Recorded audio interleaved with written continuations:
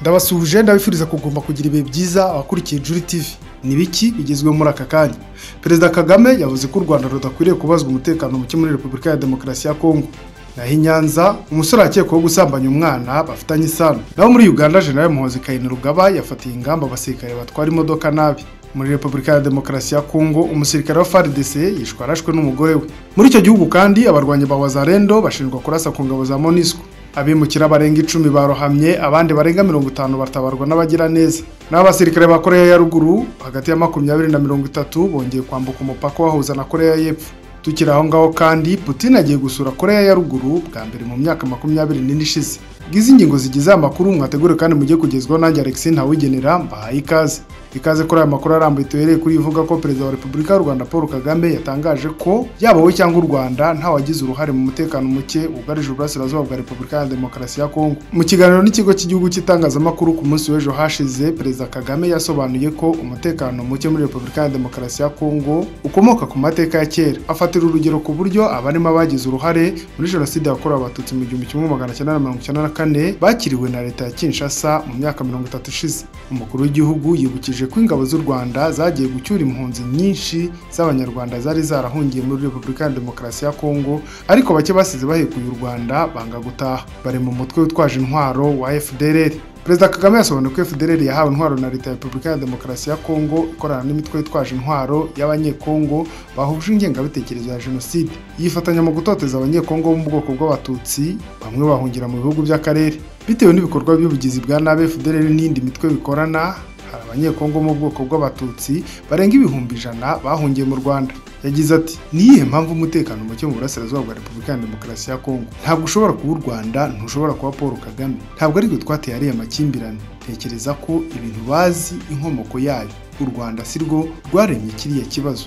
Umukuru w'igihugu yasobanuye ko kwegeka ikibazo cya Repubulika ya Demokarasi ya Kongo ku Rwanda nta gisubizo bishobora gutanga, kuko haba hirengagijwe kuri ku mpamvu muzi y'ikibazo by'umutekano muke muri Kivu y'Amajyaruguru. Ati ntekereza ko kwegekana ibibazo atari igitekerezo cyiza, kubera ko buri wese ku isi ababona ko udashaka gukemura ikibazo mu buryo cyakabaye gikemurwamo. Abashaka urwitwazo babikora ku mpamvu zabo bwite, politiki yabo, ariko 100% ikibazo kiri mu biganza by'uri mu nshingano ya Repubulika ya Demokarasi ya Kongo. Ntabwo nzi ngo ninde, bishoboke ko nta muntu ufite inshingano kuri kiriya kibazo.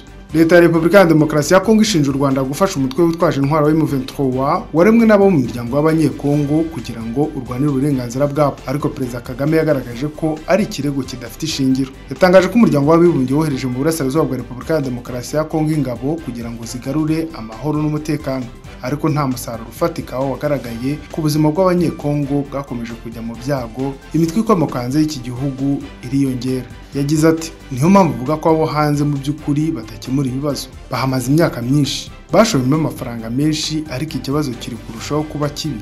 Nta nubwo ukwiye gutekereza ko ari ikibazo cyabo hanze. Kugira ngo ikibazo cya Repubulika ya Demokarasi ya Kongo na M23 gikemuke burundu, i Nairobi muri Kenya na Rwanda muri Angola hafashwe imyanzuro isaba impande zihanganye kugana inzira y'imishyikirano. Gusa Perezida Kagame yatangaje ko atizera ko ubutegetsi bwa Repubulika ya Demokarasi ya Kongo bufite ubushake bwo kugikemura. Yagize ati ikibazo nuko nta leta nimwe y'Kinshasa yigeze ikemura ikibazo. Sinzi niba banashaka ko gikemuka. Ntekereza ko ahari mu gihe ikibazo kibabaza abo udakunda, mpamvu washaka kukireka ngo kigumeho burundu. Naho u Rwanda rusira muri icyo kibazo.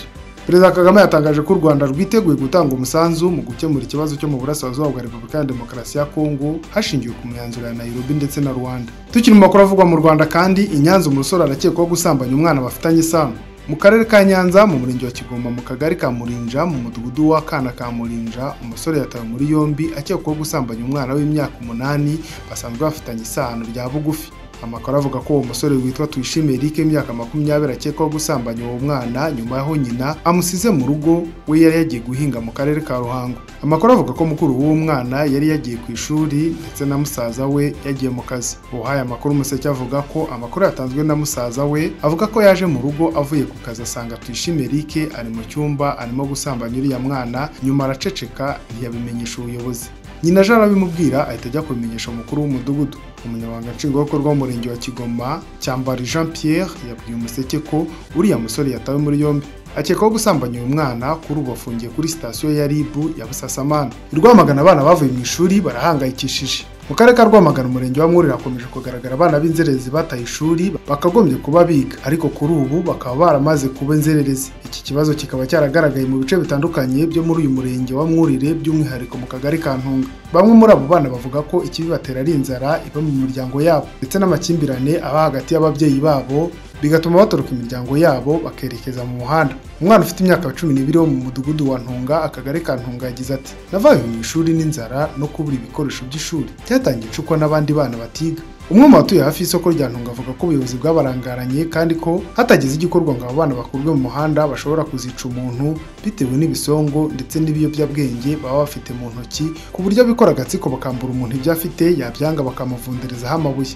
Yagize ati mbona abayobozi barabarangaranye arigiye ku munsi w'isoko babakoramo umukwabo ariko mu kanya gato bagahita barekurwa. None se biriya bisongo na tineri baba banywa sibyo bibatera imbaraga? Akomeza agira ati bikora agatsiko barangiza bakagutera ubwoba bakakubwira ko nutabahereza icyo bashaka bagutera amabuga rwa Stefano wicishijwe amabuye. Bamwe mu babyeyi mu kagari ka Ntunga bafite abana bavuye mu ishuri imburagihe baganiye na BTN bavuga ko impamvu ituma bakura abana babo mu ishuri ari ikibazo cy'ubukene n'amafaranga basabwa ku ishuri y'ibikoresho no gufata amafunguro.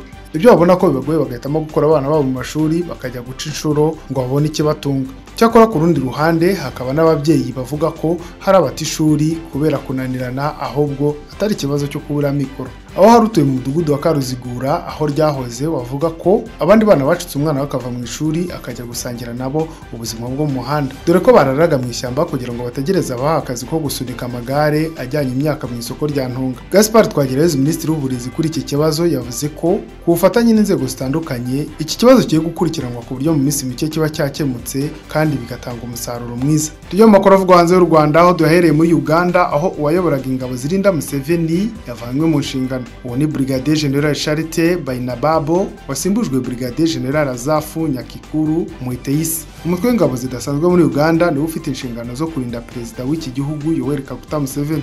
Uyu mutwe wari usanzwe uyoborwa na Brigadier General Charite Bainababo wari umaze igihe muri uyu mwanya. Ari hashize amezi 2 Nyakikuru azamuwe mu ntera akurwa kuri Colonel agirwa Brigadier General. Brigadier General Bainababo we yagiye gukomeza amasomo ya gisirikare mu ishuri rikuru rya gisirikare riri ahitwa Ijinja ryitwa National Defense College. Tukiri muri Uganda kandi General Muhoozi Kainerugaba yafatiye ingamba abasirikare batwara imodoka nabi. Umugaba mukuru w'ingabo za Uganda General Muhoozi Kainerugaba yategetse ko abasirikare n'abakozi bo mu biro bya Perezida Yoweri Kaguta Museveni batwara imodoka nabi bajya batabwa muri yombi. Izi ngamba zafashwe nyuma y'uko abaturage binuba imyitwarire mibi y'abasirikare n'abakozi bo mu biro bya Museveni batwara imodoka nabi bavuga ko bateza impanuka nyinshi mu mihanda. Abasirikare bashinzwe imyitwarire military police boherejwe mu mihanda itandukanye by'umwihariko iyi Kampala kugira ngo hakurikirane abasirikare n'abakozi bica amategeko y'umuhanda. Izi ngamba zitezweho gutuma umutekano wo mu muhanda wiyongera hakimakazwa umuco wo gukurikiza amategeko ku basirikare no ku bandi bakozi bo mu nzego za leta. Biteganyijwe ko mu basirikare n'abakozi bo mu biro bya perezida bazajya bafatwa batwaye imodoka nabi, bamwe muri bo bazajya bahabwa ibihano bijyanye no kwica amabwiriza ngengamyitwarire abandi bagakurikiranwa n'ubutabera. Tukiri muri Uganda kandi umunyeshuri wa kaminuza yatawe muri yombi ashinjwa kwiba inkende 31. Umunyeshuri ga muri kaminuza ya Makerere yo mu gihugu cya Uganda yatawe muri yombi na polisi kubera ibyaha ashinjwa byo gushimuta inkende 31 ndetse n'inzoka zo mu mara 7 akaba yarafashwe ubwo yaragiye kubigurisha muri Repubulika ya Demokarasi ya Kongo. Polisi ya Uganda yatangaje ko uyu munyeshuri ufunze yitwa Lubega Frederic w'imyaka 24. Amakuru haravuga ko yafashwe ari kumwe na mugenzi we witwa Ezboni Akunda wakaba akekwaho kuba rushimusi w'inyamaswa mu gace ka Makindi. Yatabwa muri yombi ry'aba bombi byemejwe n'umuvugizi wa polisi Fred Enanga. Uyu muyobozi yahishuye ko bafashwe bafite inkende 22 zo mu bwoko bw'umukara n'umweru hamwe n'izindi 9 z'umukara utavangiye. Byongeyeho kandi bari banafite inyamaswa zifite amabara arizo inzoka nazo zari 7. Umuvugizi wa polisi yemeje ko bakimara gutabwa muri yombi inkende 31 ndetse n'inzoka 7 byahise bishyikirizwa urwego rushinzwe kurengera ibizima byo mu gasozi muri Uganda. Gusa ariko hari zimwe zari zamaze gupfa. Ubwo umunyeshuri yafatwaga inyamaswa akekwaho gushimuta zari zifungiranye mu bikarito 15 akaba yavumbuwe ubwo yageraga ahitwa Kirongo mu gihe bamusakaga. Bwana Inanga yavuze ko nka polisi batewe impungenge n'ibikorwa byibasira inyamaswa bitubahirije amategeko. Yongeyeho ko bataye muri yombi bafashwe bizabagabanya bishora mu bikorwa byo gushimuta no kugurisha inyamaswa kuko bihanwa n'amategeko. Akenshi amafaranga ava mu bikorwa byo gushimuta inyamaswa yifashishwa mu gutera inkunga udutsiko tw'amabandi bikabangamira urusobe rw'ibinyabuzima, ibintu bishobora kubangamira n'ituze ry'abaturage muri rusange. Biteganyijwe ko yaba umunyeshuri ndetse na mugenzi we bose bagezwe imbere y'urukiko bashinjwa ibyaha byo kwiba no gutunga ibinyabuzima mu buryo budakurikije amategeko. Mu gihe baba bahamijwe n'ibyo byaha bashinjwa bashobora gusabirwa gufungwa burundu, nubwo nta byinshi biratangazwa ku gihe bazaburanira. No muri Repubulika ya Demokarasi ya Kongo, umusirikare wa FARDC yishwe arashwe n'umugore we. Umusirikare mu gisirikare cya Repubulika ya Demokarasi ya Kongo yishwe arashwe n'umugore nyuma yo gushyamirana bagatongana hafi ku Rwanda. Ibi byabereye mu ntara ya Kivu y'Amajyepfo muri teritwari ya Karehe. Amakuru avuga ko mbere y'uko uyu musirikare witwa Kito Timote araswa ngo yabanje gutongana n'uyu mugore we mu masaha y'igicuku. Buke byaje kumenyekana ko uyu mugore yaje kuzabiranywa n'uburakari niko kwegura imbunda amurasa mu gituza. Societe civile muri ako gace ivuga ko uretse kuba baratonganye ntiharamenyekana ibindi byimbitse ko cyateye umugore kwica umugabo we. Mu mpera z'icyumweru gishize nabwo urubyiruko rwitwaje intwaro rwishe abasirikare babiri ba FARDC mu gace ka Njiyapanda muri Baswaga mu birometero 76 uvuye mu burengerazuba bw'umujyi wa Butembo muri Kivu y'Amajyaruguru. Aba basirikare mbere yo kubica babanje kubatwika ari bazima nk'uko societe civile yaho yabivuze. Aho muri Repubulika ya Demokarasi ya Kongo kandi abarwanyi ba Wazalendo barashinjwa kurasa ku ngabo za MONUSCO. Abasirikare bo mu muryango w'abibumbye bari mu butumwa bwo kugarura amahoro mu burasirazuba bwa Repubulika ya Demokarasi ya Kongo barashweho hagiye ku insoresore zo mu mutwe wa Wazalendo. Iki gitero MONUSCO yakigabwe ubwo yari mu gace ka Marende mu birometero 7 uvuye mu mujyi wa Butembo ho muri Kivu y'Amajyaruguru. Radio Okapi itangaza ko ubwo abasirikare ba MONUSCO bari bagiye kurinda abaturage ngo badaterwa n'abarwanyi b'umutwe w'iterabwoba wa ADF bamaze igihe bica abaturage muri Ituri. Abo basirikare ba MONUSCO bambara ingofero z'ubururu baje kugabwaho ibitero n'abantu bitwaje intwaro hakekwa abarwanyi ba Mayimayi cyangwa insoresore za Wazalendo. Ingabo z'umuryango w'abibumbye nazo ngo zasubije abo barwanyi babarasagaho, gusa hagira abakomereka ba MONUSCO baje kujyanwa mu kigo cya gisirikare cya Mavivi kiri Beni ngo bavurwe. Burasirazuba bwa Repubulika ya Demokarasi ya Kongo bikomeje kuba isibaniro ry'intambara bituritse ku mitwe yitwaje intwaro irenga 200 hakorera. Hakiyongera n'abaturage benshi bafite intwaro harimo nabo bitwa Wazalendo bafashe intwaro ahanini ngo bagiye kurwanya M23, ariko bakaba bazikoresha biba banica abaturage. No mu makuru avugwa hanze y'umugabane wa Afurika, abantu 14 bishwe n'ubushyuhe bwinshi mu mutambagiro muri Arabia Saudite. Abanya-Jordan 14 bapfiriye mu mutambagiro Ikasilamu wa Haji muri Arabia Saudite kubera ubushyuhe bwinshi. Minisitiri w'ububanyi n'amahanga Jordania yavuze ko abaturage bayo 14 bapfuye nyuma yo kugira ubushyuhe bwo mu mubiri buri hejuru ya °C 40 buvuye ku bushyuhe bukabije, ndetse ko abandi 17 baburiwe irengero. Ibiro ntaramakuru by'Abafaransa byatangaje ko umuryango ushinzwe ibikorwa by'ubutabazi wo muri Irani wa Croissant Rouge watangaje ko abanya-Irani 3 bari mu mutambagiro nabo bapfuye, ariko ntiwasobanuye uburyo bapfuyemo. Abayobozi muri Jordania bavuze ko hakomeje ibikorwa byo gushakisha ababuriwe irengero. Abayobozi ba Arabia Saudite bavuze ko abantu barenga 1,800,000 aribo bari mu mutambagiro w'uyu mwaka. Minisiteri y'ububanyi n'amahanga ya Jordania yasohoye itangazo ivuga ko irimo gukorana n'abayobozi bo muri Arabia Saudite ku buryo bwo gushyingura cyangwa gutwara imirambo y'abapfuye hakurikijwe ubusabe bw'imiryango yabo. Biteganyijwe ko mu minsi 5 y'iki gikorwa Arabia Saudite izaba yibasiwe n'ubushyuhe bukabije buzajya kugera kuri °C 48 i Mecca. Abayobozi bashinzwe umutambagiro mutagatifu basabye abawukora kwitwaza imitaka no kwitera amazi mu gihe ibihe bibaye bibi. Igisirikare cy'iki gihugu cyahise cyohereza abakozi 600 bitwaje ibikoresho by'ubuvuzi n'abakorerabushake bashinzwe ubutabazi bw'ibanze. Kwitabira umutambagiro mutagatifu Maka ni imwe mu nkingi 5 za Islam, aho buri Muislamu ufite ubushobozi n'imbaraga z'umubiri asabwa nibura rimwe mu buzima bwe gukora urugendo mu mujyi mutagatifu wa Maka. Abantu bakoze umutambagiro mutagatifu ku mazina yabo hiyongeraho El Hajj. Mu cyumweru gishize ubushyuhe bwarenze °C 46 bituma imihango myinshi ikorwa hanze niyo abantu bagenda n'amaguru igorana cyane ku bageze mu zabukuru. Ayman Gulan, umukuru w'ikigo cy'iteganyagihe cya Arabia Saudite, aherutse kuburira abantu ko hazaba ubushyuhe bukabije cyane. Yagize ati, ikirere cyitezwe muri Hajj y'uyu mwaka kizabamo inyongera rusange y'ubushyuhe wa °C ziri hagati y'imwe n'igice ndetse n'ebyiri hejuru y'ubushyuhe busanzwe i Maka n'i Medina. Inkuru ya BBC Gahuza ivuga ko ikigo cy'ubuvuzi kiri hafi y'umusozi wa Arafat cyakiriye abantu 225 bagize ikibazo cy'ubushyuhe bwinshi mu mubiri nk'uko byatangajwe n'intaramakuru bya Arabia Saudite. Neron Kam, umunyakanada w'umugore uri muri uwo mutambagiro, yabwiye AFP ko bigoranye cyane ku mubiri kubera ubushyuhe ariko ko birimo imbaraga nyinshi za roho. Neron Kam yongeyeho ko mu mihango imwe n'imwe hagize ikibazo cy'umunaniro ukabije utewe n'ubushyuhe. Uyu mutambagiro uzarangira kuwa gatatu w'iki cyumweru. Abayobozi muri Arabia Saudite bavuga ko kimwe mu ngamba zo kugabanya ubushyuhe hari uduce dutangirwamo amazi tukanatangirwamo inama ku bari mu mutambagiro ku buryo bwo kwirinda izuba. Minisiteri y'ubuzima muri Arabia Saudite yanasohoye itangazo ryo kugira inama abari mu mutambagiro, ibasaba kunywa amazi menshi no kwirinda kujya hanze mu masaha y'umunsi arimo ubushyuhe cyane yo hagati ya saa 4 za mu gitondo na saa 10 z'umugoroba. N'abimukira barenga 10 barohamye, abandi barenga 50 batabarwa n'abagira neza. Byibuze abantu 11 barapfuye, abandi 64 baburirwa irengero nyuma y'ubwato bubiri bwari butwaye abimukira bwarohamye mu majyepfo y'Ubutaliyani mu nyanja Mediterane.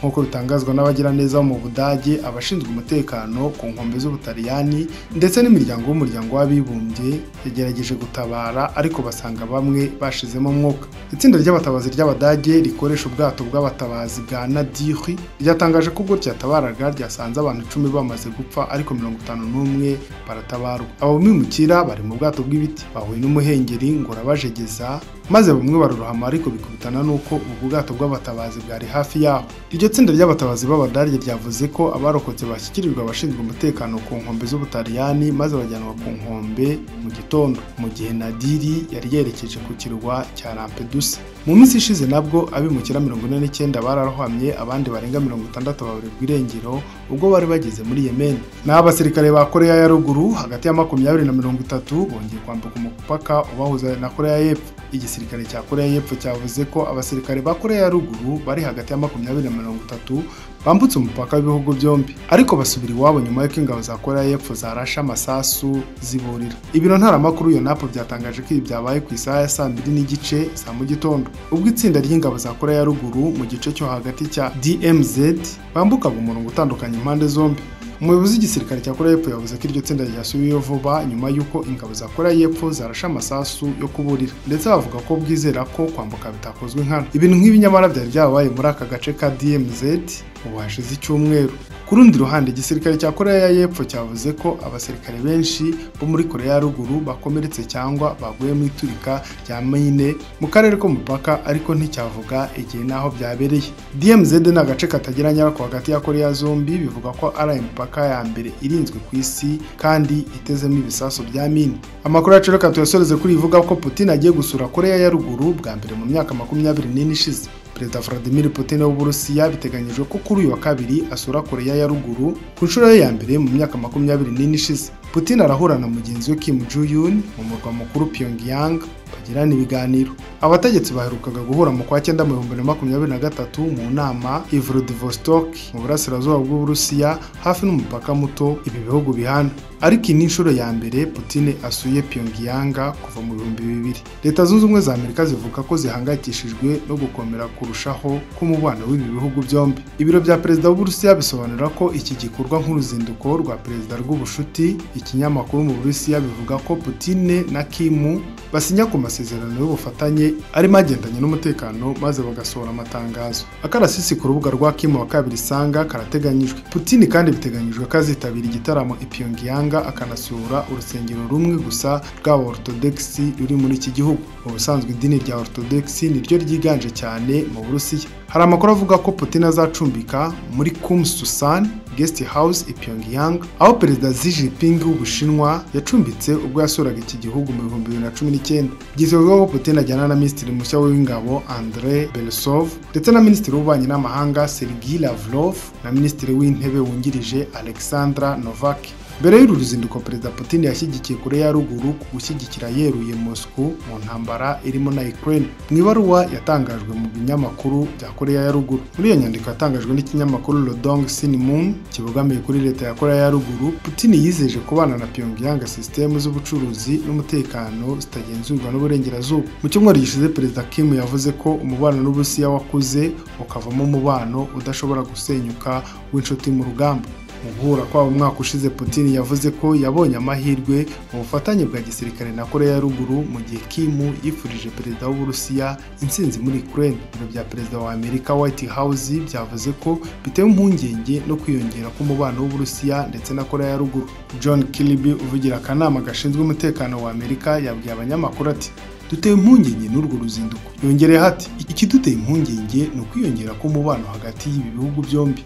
John Nelson Wright ukuriye porogaramu za Japan na Korea mu kigo Center for Geopolitics cya kaminuza ya Cambridge avuga ko Putin arimo gukomeza ubucuti n'inshuti zo mu gihe cy'intambara y'ubutita mu muhate wo gusubiza abibaza ko Amerika n'inshuti zayo zabashije gushyira Moscow mu kato. Mu bihumbi bibiri mu ntangiriro z'ubutegetsi bwe, Perezida Putin yahuye na se wa Kim Jong wa kabiri wari umutegetsi w'ikirenga. Umubano w'ibi bihugu bibiri wiyongereye mu mwaka wa vuba, cyane cyane kuva Uburusiya bwatera Ukraine. Korea ya Ruguru ikeneye ubufasha mu ikoranabuhanga ryo mu isanzure nyuma y'uko ku nshuro ya kabiri yakoze icyogajuru cy'ubutasi kuri orbite, ikeneye n'ibiribwa, ibitoro ndetse n'amadevize. Mu gihe Uburusiya bwo bwugarijwe n'ubuke bw'intwaro ku ntambara burimo na Ukraine, Washington na Seoul bishinja Pyongyang guha Moscow intwaro za muzinga n'ibindi bikoresho, nayo igahabwa ibiribwa n'ikoranabuhanga. Uburusiya na Korea ya Ruguru byombi bahakana guhahirana nk'uko gukorwa. Nyuma ya Korea ya Ruguru byitezwe ko Putin azasura Vietnam, igihugu cy'igikomuniste n'inshuti y'igihe kirekire y'Uburusiya, aho abategetsi b'ibihugu byombi byitezwe ko bazaganira ku ngingo z'ubucuruzi. Inshuti bakunzi ba Juri TV, ni naha dusoreje amakuru twabateguriye, tubashimira kwa mwari mwayakurikiye, turabarekera kuguma gukurikira ibiganiro biri kuri urubuga. Mugira amahoro.